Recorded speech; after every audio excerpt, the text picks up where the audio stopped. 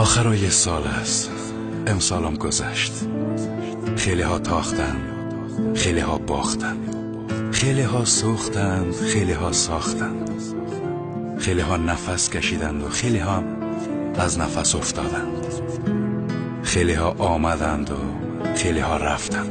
کسایی که آمدند شاید همیشه نمانند، ولی کسایی که رفتن بر همیشه رفتن. زندگی بسیار سخت است، اما گاهی به سختیش میارزه.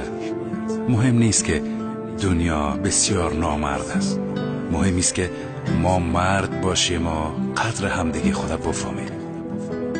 اجازه ندیم دور بمانیم. شاه برک به خرس گفت دوست دارم.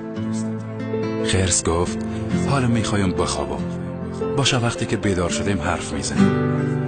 خرس به خواب زمستانی رفت و هیچ وقت نفهمی که عمر شاه برک فقط 3 روز است. همدیگه خدا دوست داشته باشیم.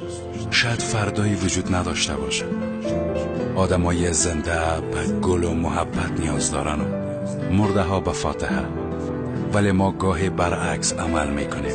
به مرده ها سر میزنیم و گل میبریم، ولی راحت فاتحه زنده ها را میخوانیم. گاهی فرصت با هم بودن کمتر از عمر شگوفه هاست. بیاین ساده ترین چیزها را از هم دریغ نکنیم. محبت. سال خوبی داشته باشین عزیزانم.